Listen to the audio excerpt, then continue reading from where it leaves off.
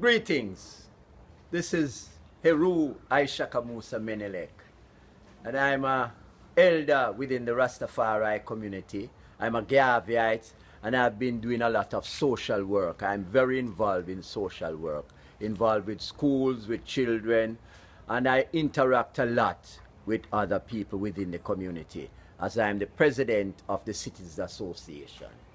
So I have a wealth of experience in interacting with people and sharing their concerns, sharing different problems that they might have, and trying in my own way with my experience to offer solutions. So, on this topic of abused men, you see, it comes from how we are socialized as a people. A lot of that is learned behavior. A lot of people who are born, they are born like neutral. They are not aggressive and they are not docile. But over time, they learn certain things. Say, for instance, a parent is in the home and will look at the child and say, "Tell the postman me not there." And the postman is at the door. Now the parent is teaching that child to tell a lie. So these are learned behaviors. Now a lot of the abuse that we see happens because of how we have been taught to resolve conflicts. Now let us look at the Western world versus the Eastern world, the Oriental world. We are Africans and we come from a different culture where respect and honor is foremost. Respect and honor. And even in the Bible you see, honor your mother and your father so your days might be long. These sayings are coming from the African people. We are the ones who created the early chronicles that later on the Christians brought into being as the Bible. So we are intimately involved in the socialization of people. Now, the Western way of doing things are much different.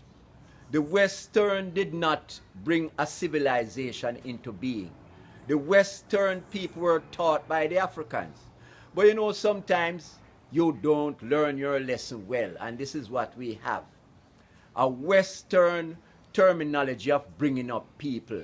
Because as you know, we came into the Western world through that period known as the slave trading era.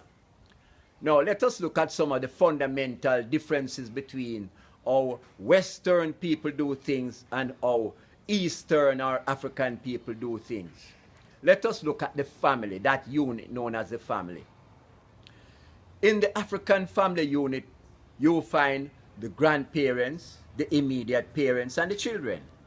This is a typical scene in any African family, where we say it takes a village to raise a child. Now, when you look at the Western type of living, as soon as children reach 18, they want to move out and go on their own. The grandparents are put in a home, in an elderly home, locked away. And then the parents now are busily trying to make money to keep up with the Joneses. So it is an exploded family unit. No cohesiveness between the different generations to share experiences. Now these are things that we have to find impact readily upon the minds of fertile children. Now when we look at even Hollywood, how Hollywood shows movies to resolve a problem, and even in the cartoons it show you, to resolve a problem, it was to fight. To fight, that is the first things, even in the cartoons, that's what the children are being taught. So when the children grow up, they don't know how to resolve a conflict. So they resort to what they know, what they see, what they have been taught. Violence. This has now been embedded in us because we have now come up under the same system. So we are affected by it.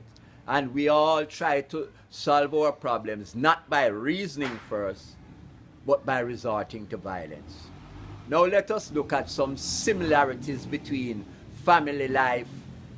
When you look at the average mother within a household, that mother is the nurturer. She takes care of the family by cooking the meals, keeping the house clean and things like that.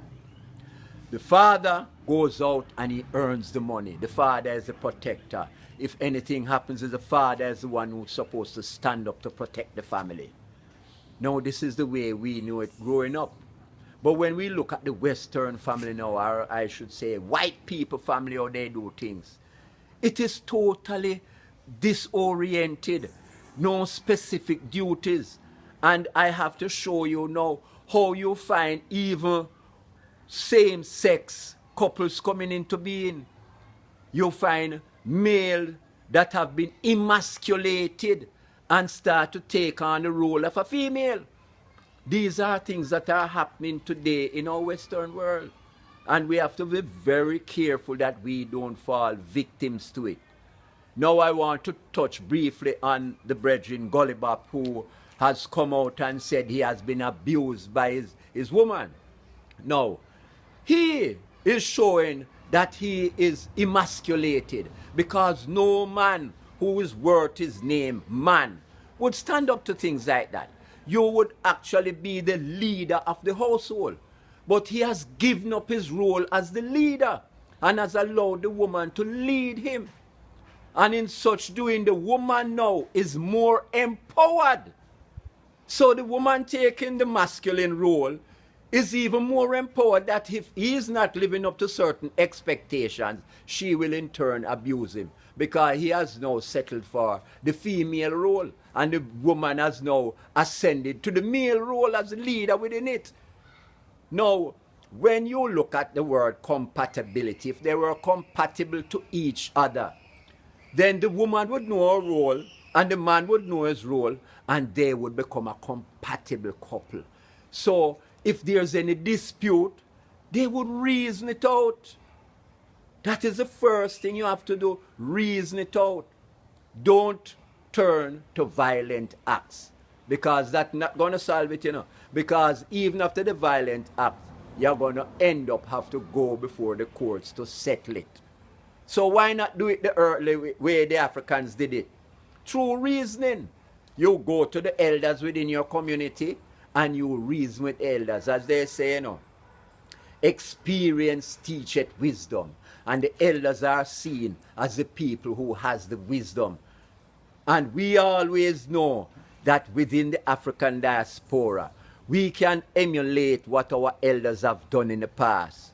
Create councils of elders that can settle disputes within the family.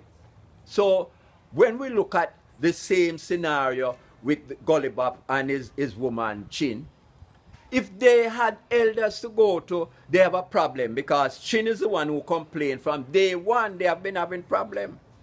What they should have done is to seek counsel, go to some elders and say, this is what is happening, and the elders could now impart some knowledge to say, well, listen, this is your role, create a defined role, and this is your role, so they could become a cohesive unit. Now they had the potential to become great, but what is happening now that they have destroyed all the potential, because they have lost their way and has been playing the role in a reverse manner. So one of the answers that I would give, I would say we have to first find ourselves, the origins of how we came as a people, the culture that we had, and the philosophy that drove us as a people, that brought us to here. And we must remember, is we teach white people originally to become civilized. So why are we now following white people? We are the originators of civilization. So, as Marcus Garvey said, if you forget your history, you're going to repeat it. And if you forget your history, you come in like a tree without a root, which is a dead tree. So history is a very important thing.